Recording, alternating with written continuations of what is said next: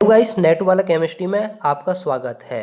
Previous video में हमने कॉरे houses synthesis के बारे में आपको बताया था कि एल्केन का प्रिपरेशन कैसे होता है। आज हम फ्रैंकलैंड की विधि या मेथड ऑफ फ्रैंकलैंड के द्वारा बताएंगे कि एल्केन का फॉर्मेशन कैसे होता है। इससे पहले सभी लोग लाइक, सब्सक्राइब एंड कमेंट जरूर करें। यह विधि बुर्ज अभिक्रिया के समान है। पहली प्रिपरेशंस में हमने आपको बुर्ज अभिक्रिया के बारे में बताया था। तो ये फ्रैंकलैंड की जो विधि होती है वो क्या होती है, वो बुर्ज अभिक्रिया के समान होती है। अंतर केवल इतना होता है कि यहाँ पर क्या होता है, सोडियम के स्थान पर हम क्या लेते हैं, जिंक। मतलब जिंक, सोडियम के स्थान पर क्या लेते हैं हम, जिंक प्रयुक्त किया जाता है इस रिएक्शंस में। इसको अपन क्या बोलते हैं, फ्रैंकलैंड की विधि बोलते हैं।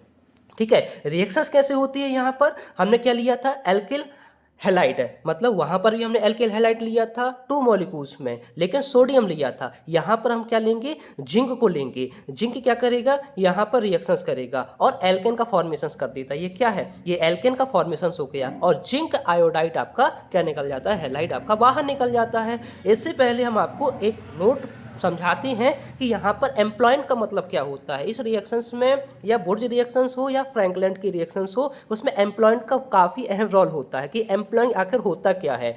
एरोमेटिक या एलिफेटिक हैलाइड जो होते हैं और वो मेटल के साथ रिएक्शंस करते हैं, है ना। यहाँ पर क्या है, या तो ये एलिफेटिक हो सकता है या एरोमेटिक हैलाइड हो सकता है। ये क्या कर रहा है, मेटल के साथ रिएक्शंस कर रहा है। किसके साथ कर रहा है, एरोमेटिक या एलिफेटिक हैलाइड जो होता है वो मेटल के साथ रिएक्शंस करता है। कोई ना कोई आपका ऑर्गेनिक सॉल्वेंट होता है। तो इसमें क्या होता है, यहाँ से जो बनता है वो क्या बनता है, रिवर्स ऑफ पोलैरिटी होती है। क्या होती है, रिवर्स ऑफ पोलैरिटी, मतलब साइन चेंज हो जाता है। इसी को अपन क्या बोलते हैं, एम्प्लॉयन बोलते हैं। इसको हम रिएक्शंस के द्वारा समझते हैं। हमने क्या लिया है, एल्किल हैलाइड लिया है, मतलब एल्किल आयोडाइड को लिया है और ये क्या कर रहा है, मेटल के साथ रिएक्शंस कर रहा है। ड्राई ईथर क्या है, ऑर्गेनिक सॉल्वेंट होता है। तो यहाँ पर देखो एल्किल हैलाइड, तो एल्किल के ऊपर क्या, हैलाइड क्या होते हैं, ज़्यादा इलेक्ट्रोनेगेटिव होते हैं, पार्शियली नेगेटिव चार्ज आएगा, और एल्किल के ऊपर पार्शियली पॉजिटिव चार्ज आएगा। ये मेटल के साथ रिएक्शंस करते हैं और क्या बना देते हैं, एल्किल मैग्नीशियम हैलाइड का फॉर्मेशन कर देते हैं। तो यहाँ पर क्या होगा, मैग्नीशियम क्या होता है आपका, पॉजिटिव होता है, मेटल आपको पता ही है,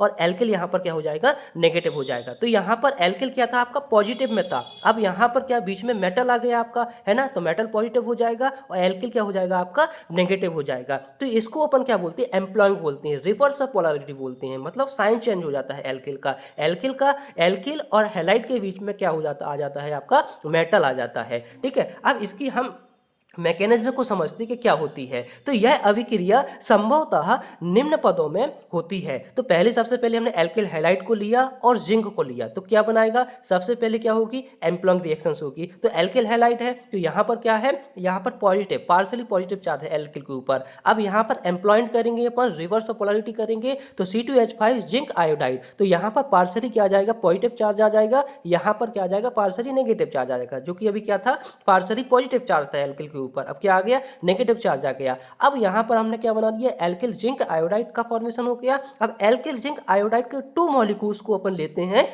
और क्या बना देते हैं, जिंक एल्किल का फॉर्मेशन कर देता है। तो यहाँ पर जिंक एल्किल, तो जिंक की क्या होती है, अपन बैलेंसी क्या होती है, +2 होती है ना, और C2H5, तो C2H5 मतलब जिंक एल्किल का फॉर्मेशन कर देते हैं और साथ में क्या निकलता है, जिंक आयोडाइड बाहर निकल जाता है। तो यहाँ पर क्या है, 2 जिंक है, तो यहाँ पर एक जिंक ही हो गया, एक जिंक ही हो गया। यहाँ पर क्या है, आयोडीन में क्या है, 2 है, तो मतलब रिएक्शंस क्या है, रिएक्शन तो बैलेंस हो गई। अब यहाँ पर हमने जिंक एल्किल का जो फॉर्मेशन किया है, तो जिंक एल्किल दूसरे एल्किल हैलाइड के साथ रिएक्शंस करता है, दूसरे एल्किल हैलाइड के साथ रिएक्शंस करता है। तो यहाँ से एल्किल बाहर निकलता है, यहाँ पर सॉरी, यहाँ पर 5 नहीं है, यहाँ पर 2 है ना, यहाँ पर क्या है, 2 है, जिंक एल्किल है। तो यहाँ पर क्या हो जाएगा, ये एल्किल बाहर निकलेगा, यहाँ से एल्किल बाहर निकलेगा। तो C2H5 को यहाँ से बाहर निकालना, C2H5 को यहाँ को बाहर निकालना, कैसे निकलेगा, यहाँ पर क्या है, Zn+2 में है और साथ में क्या है आपके पास 2C2H5 नेगेटिव चार्ज, है ना। और यहाँ पर क्या है,